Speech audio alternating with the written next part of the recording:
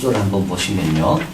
이제 2차 전도 여행 출발해가지고 안디옥에서 출발해서 이제 더베를 거쳐 루스트라에서 디모데를 데리고 이제 쭉 가게 됩니다. 가서 아시아 쪽으로 갈라 했다가 성령이 막으시고 갈라디아 쪽으로 갈라 했다가 막으시고 그래서 이제 드로아에서 누가를 만나서 이제 거기에서 환상을 보게 되고 그리고 빌립보로 이제 건너가죠. 그래서 빌립보에서 자주장사하는 루디아에게 복음을 전하고 그 집이 빌립보 유럽의 첫 번째 교회가 되고 그러나 거기에 있는 귀신 들려 점치는 사람 아이를 이제 구해주다가 그 주인들에 의해서 고발이 돼서 감옥에서 많이 맞았습니다.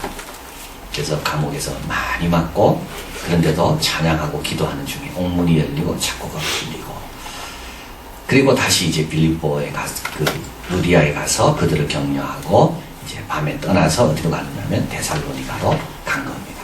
그래서 이제 오늘 데살로니가에서 이제 회당에서는 3주를 전했고요. 그리고 이제 쫓겨나서 다른 곳에서 복음을 전하다가 결국은 베레아로 또 피신하게 되고 베레아에서 아덴을 거쳐 고린도에 와 있습니다.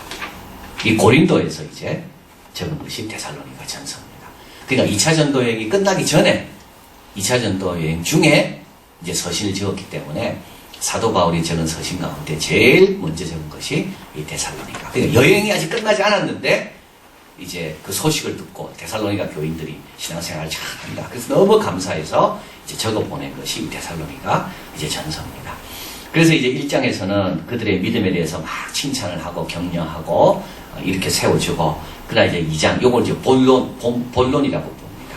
그래서 사도 바울이 2장에서 이제 자기가 원래 하고 싶었던 이야기 이제 그걸 지금 하고 있는데 그 중에 하나가 뭐냐면 본인에 대한 변명입니다. 사도 바울을 향한 비방이 또 생기기 시작한 겁니다. 야, 이건 어떻게 막을 수가 없어요. 여러분, 그죠? 비방 막는 방법은 딱 하나입니다. 입은 못 막고요. 내 귀를 막으면 됩니다. 입은 절대 못 막습니다. 그게 사도 바울이 이렇게 빌립보에서 그렇게 매맞고 그런 기적을 체험하고 그래도 용기 있게 데살로니가에 가서 복음을 전하다가 그게 떠나간 거 아닙니까? 그런데도 사도 바울 보고 뭐라 얘기합니까? 구원받은 사람들이. 그러니까 은혜를 받고도 이렇게 비방한다니까요. 은혜를 받고도 비방한다고요. 뭐라 비방합니까? 왜 비겁하게 밤에 도망갔냐? 비겁하나? 비겁하네. 책임도 안 지네. 또 탐욕스럽대. 왜 안 돌아오냐? 온갖 것 말을 다 만들어내가지고 사도 바울에 대해서 계속 비방하는 겁니다. 이 뭐 안 믿는 사람들이 비방했겠어요? 안 믿는 사람은 상관도 없습니다. 믿는 사람들끼리 지금 말을 만들어내고 더하고 막 이러면서 사도 바울에 대해서 안 좋은 말들이 막 점점 강해지는 겁니다. 그래서 사도 바울이 이제 원래 이 말을 하고 싶었던 거예요. 앞에는 칭찬이고 그들이 잘 견딘 거에 대해서 격려를 하지만 실제로 사도 바울은 이게 더 심각한 문제인 거예요. 자, 그래서 사도 바울이 이렇게 말합니다. 너희들 좀 생각을 잘 해봐라. 어떻게 내가 들어갔는가? 형제들아, 우리가 너희 가운데 어떻게 들어갔나? 어떻게 들어갔냐, 우리가? 2절에 너희 아는 바와 같이 우리가 먼저 빌립보에서 고난과 능력을 당하였으나 우리 하나님은 힘입어 많은 싸움 중에 하나님의 복음을 너희에게 말하였노라. 많이 맞고 고생도 많이 하고 그런데도 하나님께서 또 새 힘을 주셔가지고 데살로니가에서 열심히 증거한 거 우리가 너희 가운데 어떻게 들어갔냐? 너희들이 초청해서 간 거냐? 그것도 아니잖아요. 그죠? 형편이 좋아서 간 것도 아니고 매맞고 다 찢긴 그런 몸을 갖고 그들에게 가서 딴 이유는 하나지만 하나님의 복음을 전하기 위해서 우리가 너에게 갔다. 어떻게 들었는가? 어떻게 너희가 우리와 첫 만남을 가졌냐? 그걸 알면 알수록 뭡니까? 이건 하나님의 놀라운 섭리가 있는 겁니다. 우리 아이들 생각할 때 어떻게 낳았는가 생각해 보세요. 내가 어떻게 예수 믿었는가 한번 생각해 보세요. 그러면요 좀 정리가 됩니다. 불평이 좀 사라진다니까요. 그 아이를 하나님께서 어떻게 주셨는가를 생각해 보면 좀 불평이 사라진다고요. 내가 이 학교에 어떻게 왔는가를 한번 생각해 보면 좀 부족한 것이 이게 다 별거 아니라고요. 사실은 내가 어떻게 예수님을 만났습니까? 자, 이걸 생각하면 이런 비방은 이거는 정말 이건 비방이 맞을지도 몰라요. 비방 맞으면 어떻는데요, 그러면? 그래서 사도 바울이 비겁한 데서, 그래서 그래서 뭐 어쩌겠다는 건데, 그래서. 내가 복을 받았으면 된 거지.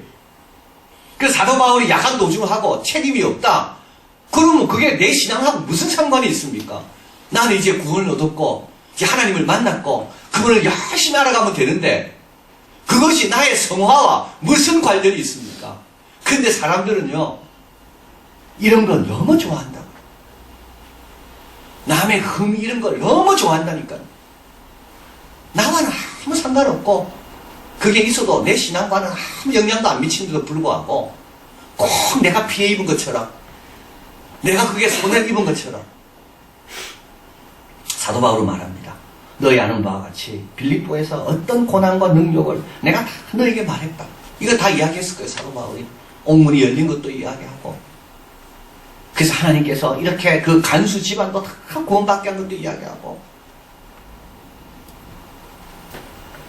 자, 그럼에도 불구하고 뭐가 더 강합니까?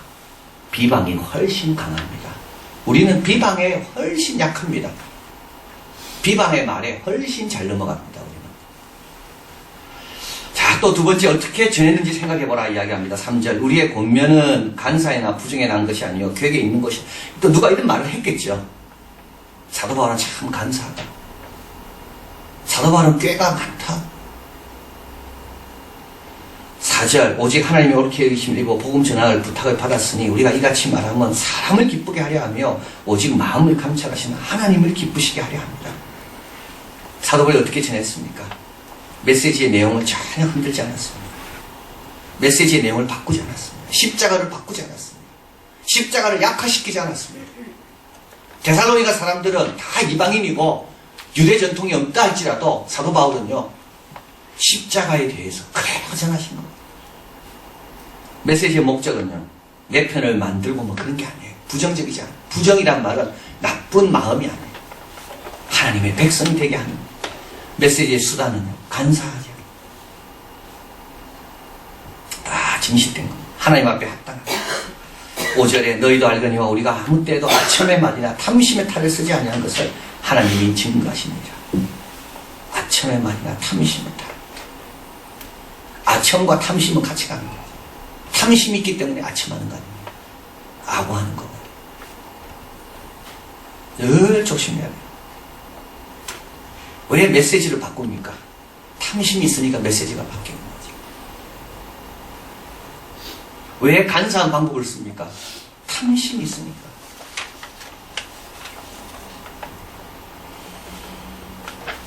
진실은 종종 가려지지만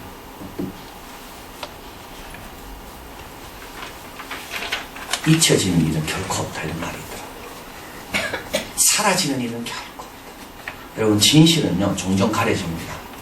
왜 또 꼭 저런 말을 하나? 왜 아프게 하나?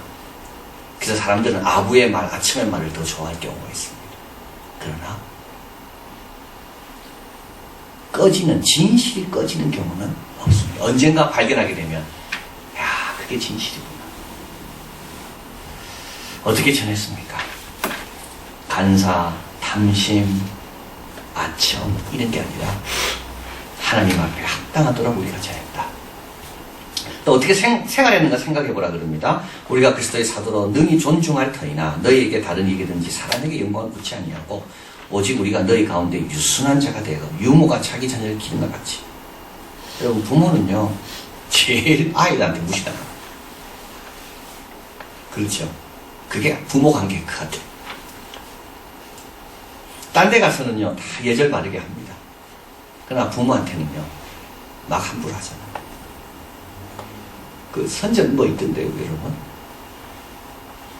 뭐 자기 여자친구 생일에는 막 축하해 사랑해 이러다가 자기 엄마가 오늘 내 생일, 엄마 오늘 생일이었어 뭐 이렇게 말하는 거 있잖아요. 그죠? 뭐 다른 사람에게서는 막 드세요 이러다가 자기 엄마 뭐 알아서 먹어 이러고 그냥 그러잖아요.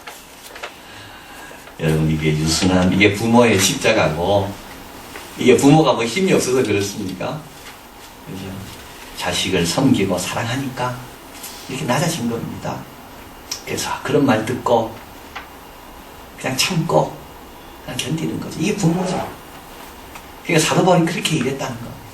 때로는 무시도 당하고 같은 사도 바울과 데살로니가 교인들과는 같을 수가 없습니다.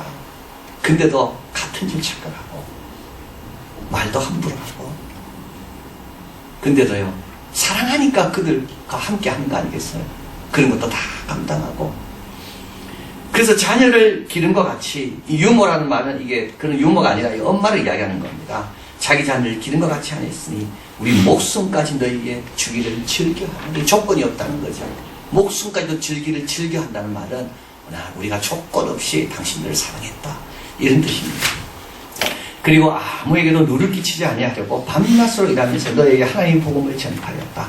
그 당시 순회 전도자들이 많이 있었기 때문에 교회 부담이 많이 됐다고요. 성도들한테. 그래서 이제 전도자들이 들러가지고 막 오랫동안 있다가 하고 그러니까 이게 성도들이 참 그게 부담스러운 겁니다.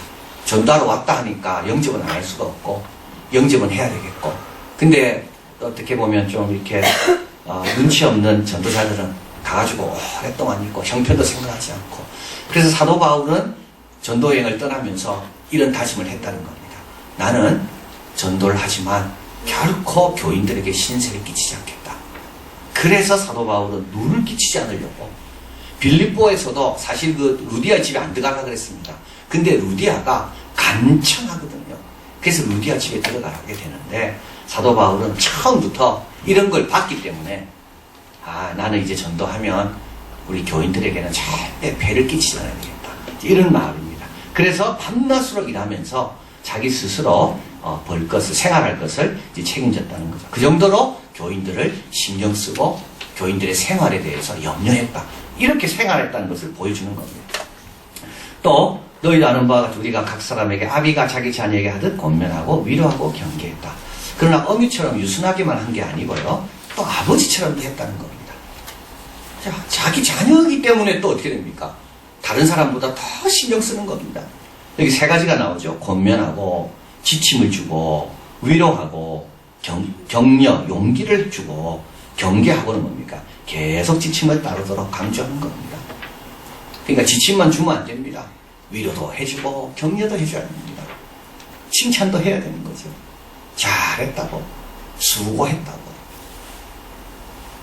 자꾸 이거 같이 가야 되는 겁니다. 그리고 이게 멈추면 안 되고요. 계속 해야 됩니다. 경계 계속 경계할 일이 생기거든요. 그래서 이제 아버지는 어머니처럼 유순한 자가 되어서 다 받아주고 봉사하고 섬기고 그러나 또 아버지처럼 경계하고 권면하고 이렇게 내가 생활했다는 것을 알아라는 겁니다. 자, 그래서 이제 그들의 말이 다 틀렸다는 거죠. 사도 바울은 뭐 책임감도 없고 야간 도주하고 비겁하고 자기만 알고 좀 탐욕적이고 그래서 베레아 가서 대접 잘 받고 있고 그래서 사도 바울은 그렇지 않다. 내가 너희들에게 어떻게 드러났냐. 그리고 내가 하나님 말씀을 전할 때 어떻게 전했냐. 그리고 거기서 생활할 때 너희들이 다 알지 않냐. 그런 비방의 말에 흔들리지 마라.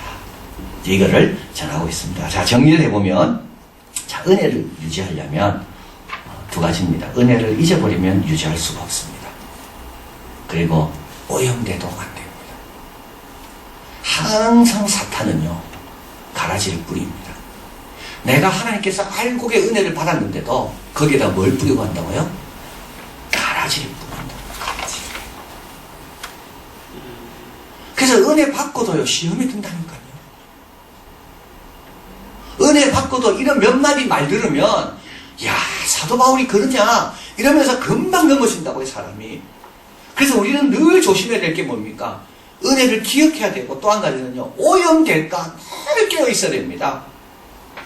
그래서 사도 바울이 이렇게 이야기합니다. 어그러지 말하는 사람은 언제나 일어난다 되어 있거든요. 그게 밖에서 있지 않고 너희 중에 있다 그랬습니다. 어그러지 말하는 사람은 이 가운데 있는 겁니다. 흉악한 일은 밖에서 들어오지만 어그러지 말하는 사람은 항상 이 앞에 이 안에 있습니다. 그래서 이들이 하는 일은 뭐라고요? 은혜의 기억을 재구성합니다. 이걸 기억을 바꿔버립니다. 추하게 바꿔버리는 겁니다. 오염시키는 겁니다. 우리가 할 일은요 이런 것들을 재구성해야 되는 겁니다. 그래서 사도 바울이 이렇게 말하죠. 너희가 친히 안 하니 너희 아는 바와 같이 너희도 알거니와 너희 아는 바와 같이 다 알고 있습니다. 그런데도요, 이런 비방의 말을 들으면요, 알고 있는 거가 갑자기 힘을 발휘 못했나. 그래가 막 흔들린다고. 우리가 할 일은 뭐죠? 형제들아, 우리의 수고와 애쓴 것을 너희가 기억해라. 수고하고 애쓴 것을 기억해라.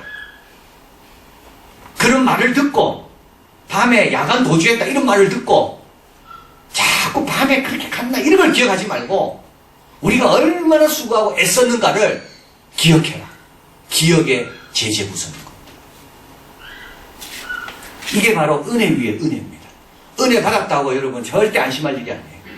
은혜 위에 은혜. 받은 은혜가 은혜가 되려면 또 은혜가 있어야 됩니다. 이미 받은 은혜가 은혜가 되려면 그 은혜만 갖고 안 되고 또 다른 은혜가 있어야 되는 겁니다. 하나님께서 이미 주신 은혜는 왜 주셨을까요? 또 다른 은혜를 받으라고 주신 것. 그게 또 이미 받은 은혜이기도 합니다. 그래서 사도 바울도 이야기하잖아요. 얼마 있다가 떠나 갈라디아 부르기아 땅으로 차례로 달려갑니다. 이게 3차 전도행이죠. 모든 제자를 뭐 한다고요? 계속 굳게 하는 겁니다. 계속 말씀드려야 됩니다. 은혜 위에 은혜라. 그러면 저번에 받은 은혜가 또 더 은혜가 되고 연결되고 이어지고. 빌립보서 3장 1절 같이 읽겠습니다. 같은 말을 쓰는 것이 내게는 수고로움이 없고 너희에게는 안전하니라. 같은 말을 쓰는 것이 내게는 수고로움이 없고 너희에게는 안전하다. 왜냐고요? 자꾸 오염될 수가 있거든. 자꾸 기억이 사라질 수도 있고. 그래서 어떻게 됩니까? 자꾸 기억을 떠올려야 돼요. 그리고 오염된 것들을 계속 바꿔야 됩니다. 그래야지 우리는 은혜를 유지할 수가 있는 거예요. 자, 두 번째로 메시지가 힘이 있으려면 잠언 29장 25절 같이 읽어봅니다. 사람을 두려워하면 올무에 걸리게 되거니와 여호와를 의지하는 자는 안전하리라. 진짜 중요한 말입니다. 여러분 두려워하지 마세요. 사람. 세상도 두려워하지 말고. 그런 사람들은요 늘 뭐예요? 올무에 걸립니다. 세상은 약속은 하지만 실제로 못 지킵니다. 그러나 여호와를 의지하는 자가 제일 안전합니다. 자, 꼭 기억하세요. 사람을 두려워하면요 올무에 꼭 걸리게 됩니다. 사람에게 뭐 덕보려는 사람은요 꼭 올무에 걸리게 됩니다. 오히려 사람에게 덜 끼치려는 사람은 오히려 더 안전합니다. 자, 주를 힘입는 길은 그럼 어떻게 여호와를 의지할 거 있을까요? 메시지가 힘이 있으려면 누구로부터 사명을 받았는지 읽지 말아야 돼요. 오직 하나님이 옳게 여기심을 입어 복음 전할 부탁을 받아. 내가 이걸 누구한테 받았는가? 이게 누가 주신 건가를 딱 기억해야 돼요. 그리고 또 목적이 분명해야 됩니다. 하나님께 합당하게 행하게 하려 합니다. 이걸 누구로부터 받았고 내가 어떤 목적으로 이걸 전하는가 생각이 딱 정리가 되면 뭐가 됩니까? 메시지에 확신을 갖게 됩니다.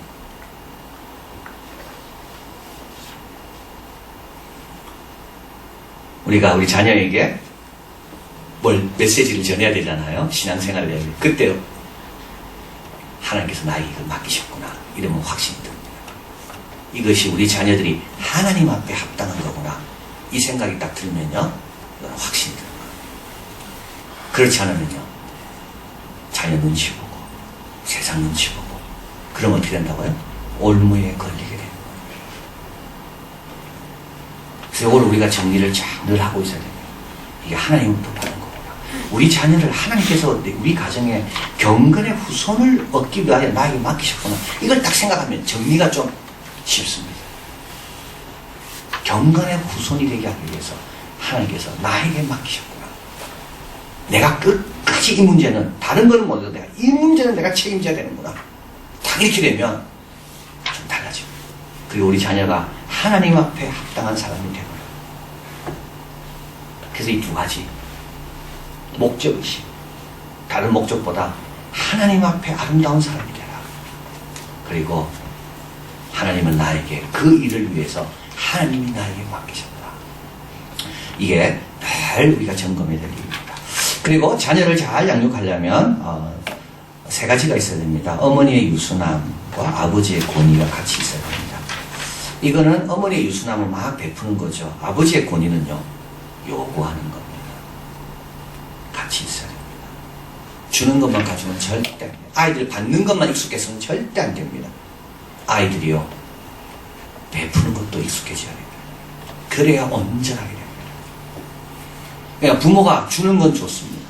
그러나요, 아이들이 요구할 건 또 요구해야 됩니다. 이 두 가지가 가야 아이들이 건강하게 자란다고. 화평함도 가정에 있어야 되지만, 가정에 또 뭐도 있어야 됩니까? 거룩함도 같이 있어야 됩니다. 기분만 맞춰주는 것만 있어서는 안 된다고요. 우리 가정에 또 뭐도 있어야 됩니까? 분명한 선이 있어야 됩니다. 거룩함이 있어야 됩니다. 이 두 가지가 같이 있어야 되는 거. 너무 거룩한데 화평함이 또 없으면 그것도 하나님의 영광 가리는 거죠. 마음이 닫히는 거 아니겠어요? 근데 마음은 열렸는데 거기에 거룩함이 없어요. 그럼 엉뚱한 게 들어가는 거예요. 자, 그래서 에베소서 6장 4절에 말합니다. 아비들아, 너희 자녀를 노엽게 하지 말고. 이거는 화평함이고 유순함입니다. 주는 겁니다. 오직 주의 교양과 훈계로 양육해라. 이건 요구하는 겁니다. 이건 거룩함이죠. 유순함과 권위, 주는 것과 요구하는 것, 화평과 거룩. 여기 하나 더 더해져야 될 게 있습니다. 뭘까요?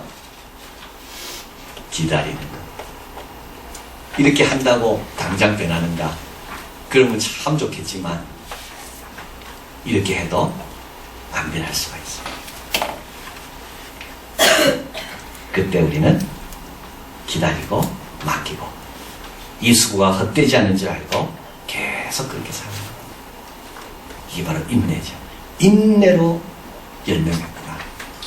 욥에 주신 결말, 하나님께서 욥에 주신 결말, 그래서 인내로 열매맺구나. 그래서 사람이 변화되려면 뭘 줘야 됩니까? 시간을 줘야 됩니다. 시간 주지 않고요, 변화라는 말은요, 그건 정말 가혹한 말입니다. 그 시간 동안 우리는 열심히 기도하고 자녀들을 위해서 좋은 것들로 또 섬기기도 하고 사랑하기도 하고, 그러나 요구한다 이러면서, 그럼 하나님이 때가 되면 다 변화됩니다. 기도하겠습니다.